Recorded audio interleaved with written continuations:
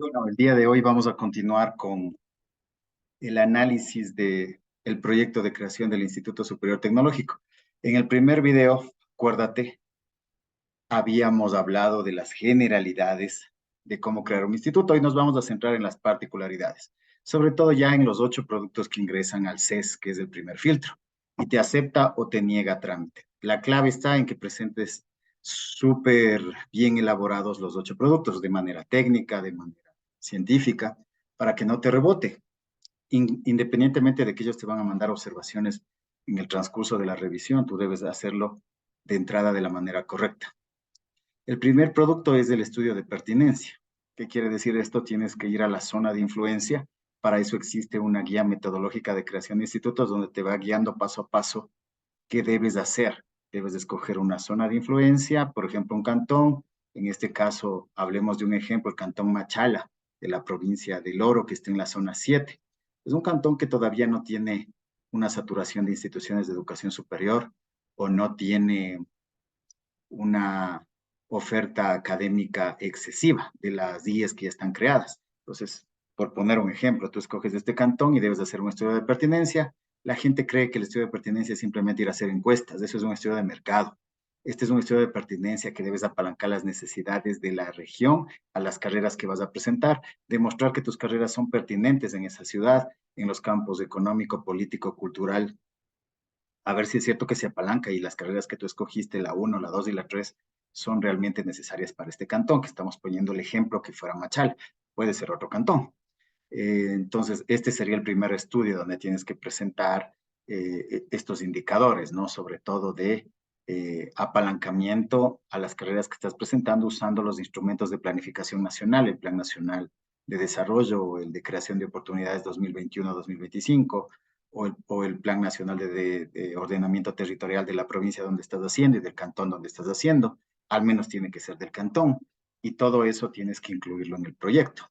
El segundo producto es el plan estratégico institucional, donde obviamente tú sabes que debe apalancarse al Plan Nacional de Desarrollo, tiene que tener objetivos de estrategias, metas, políticas, tienes que tener una misión, una visión, tienes que hacer un diagnóstico previo de las situaciones políticas, económicas, socioculturales, tecnológicas y sacar un FODA, ¿no es cierto? Fortalezas, oportunidades, debilidades y amenazas, y de ahí proyectar la visión, misión, objetivos, estrategias políticas y hacer un balance scorecard, un cuadro de mando integral, donde se resume todo esto.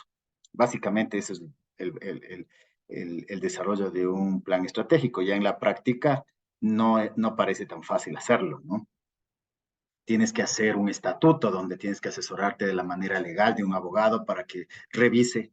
No es que todos son expertos en derecho educativo superior. Tiene que revisar la normativa de cómo se hace un estatuto para apalancar la LOE sobre todo y el reglamento de armonización o en este caso el reglamento de instituciones de educación superior con formación técnica y tecnológica tiene que estar apalancado a este estatuto con artículos y tiene ya un modelo para hacerlo.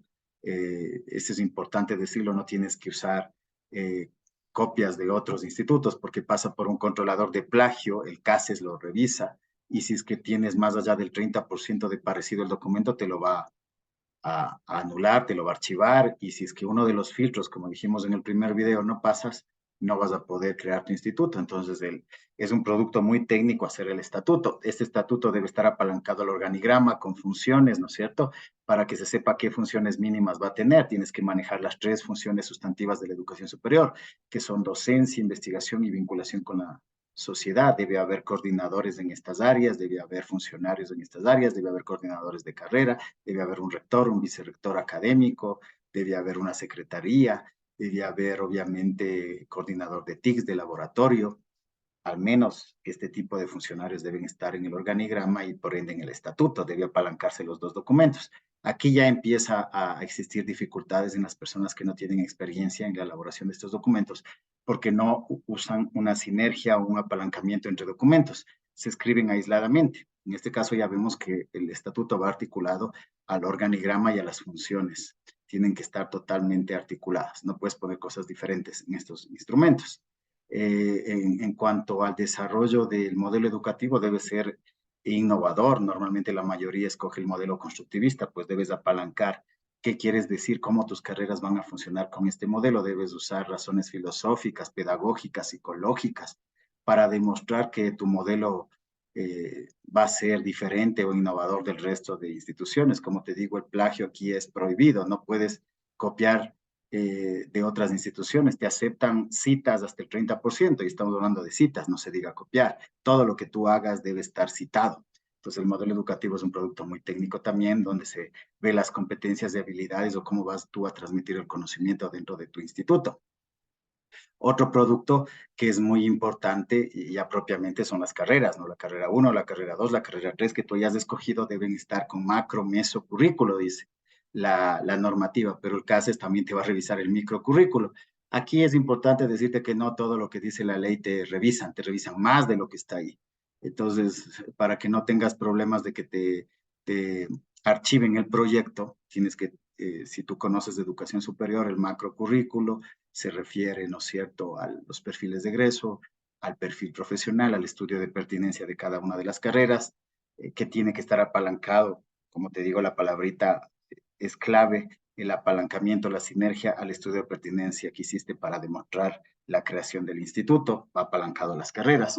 Entonces tiene que estar articulado este estudio de pertinencia en el macrocurrículo, el mesocurrículo, que es la malla curricular propiamente dicha, donde están los componentes de requisitos, prerequisitos y las horas que vas a dar en cada una de las materias, y el microcurrículo, que son los sílabos o planes de estudios analíticos que le conocen más del CASES.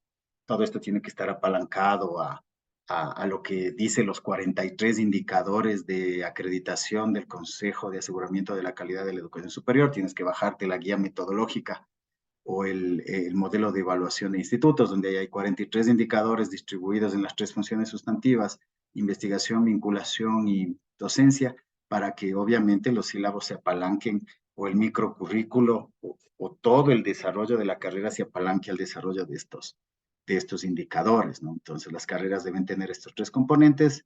Te repito, macro, meso y microcurrículo, y son unos productos muy técnicos, dependiendo de qué área escojas. Igual es el mismo proceso.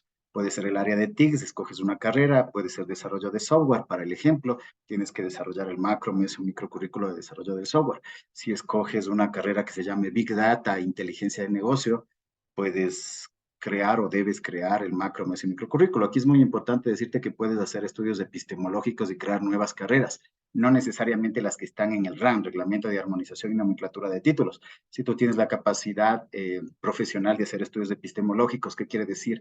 Ir adentrarse y tú descubrir una nueva carrera que necesite el país, pues debes hacer un estudio epistemológico. Para eso hay formatos dentro del Reglamento de Armonización y Nomenclatura de Títulos, hay unos anexos, ¿no es cierto?, el 3 y el 4, donde debes tú apalancar nuevas carreras, que sería lo ideal, hacer nuevas carreras, no las tradicionales, ¿no? Otro estudio importante es la evaluación financiera. Tienes que demostrar que el proyecto se sostiene a lo largo del tiempo. Si bien es cierto, la Constitución y la LOES dicen que las instituciones de educación superior son sin fines de lucro, algo muy discutible, pero en la ley está así, pues tienes que demostrar que el proyecto se va a sostener a lo largo del tiempo. O sea, en otras palabras, que no vaya a quebrar a lo largo del tiempo, porque la institución va a pasar a nombre de personería jurídica y los alumnos no se pueden perjudicar. Esto es muy importante. Cuando ya te llegue la resolución del CES, tú tienes 180 días para regularizarle como una institución jurídica al instituto, llámese como se llame el instituto. Entonces, obviamente, esta evaluación financiera debe demostrar sostenibilidad y una proyección donde obviamente van a estar costos de las tres funciones sustantivas, ¿no? Docencia, vinculación e investigación. Un proyecto muy importante, ¿no es cierto?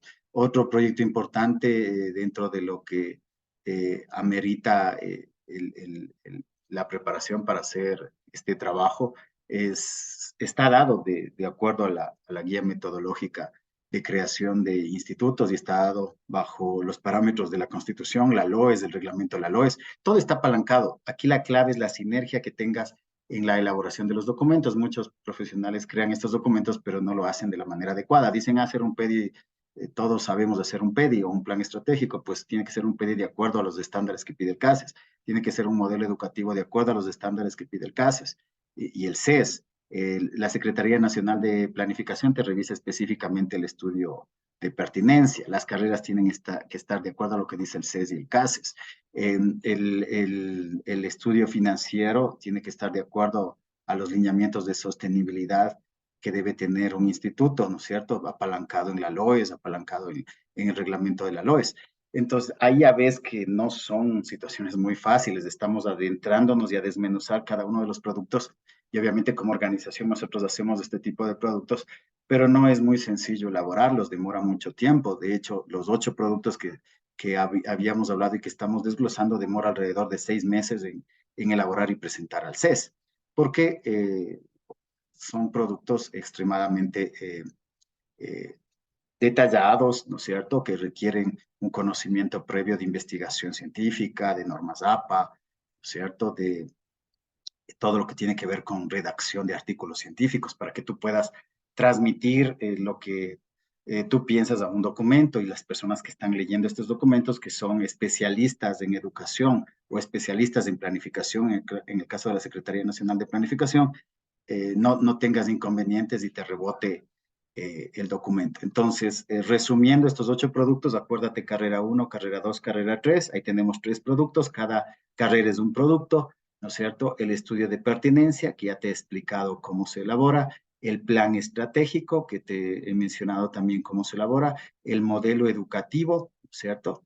Que te he mencionado también cómo se elabora, el estatuto, que te he dicho igual, y obviamente la evaluación financiera. Ahí están los 8 productos que tú tienes que presentar al CES. El CES te revisa estos 8 productos, si están de acuerdo a la normativa, te acepta trámite y envía 2 oficios al CASES y a la Secretaría Nacional de Planificación para que elabore los estudios de calidad y de pertinencia. Si es que ellos te aprueban, obviamente el instituto te dan una resolución a través del CES, el proyecto regresa al CES, digámoslo así, te hacen un informe final y tu instituto se podría abrir después de 18 meses. Recuerda que este proyecto no demora menos de ese tiempo, porque 6 meses te demoras en hacer el producto o los 8 productos y 12 meses en pasar todos estos filtros a un promedio de 4 meses por filtro. Sería fabuloso que te lo aprueben, como dice la ley en el artículo 9 del Reglamento de Instituciones de Educación Superior de Formación Técnica y Tecnológica, que dice que en 6 meses se aprueba, pues demora un año en aprobarse. Creo que he sido claro y específico en honor al tiempo para no cansarte. Si tienen dudas, sírvanse a escribirnos a nuestras redes sociales. Somos R&R Innovación Académica, a la vanguardia del conocimiento. Te ayudamos en hacer todo este tipo de proyectos y productos.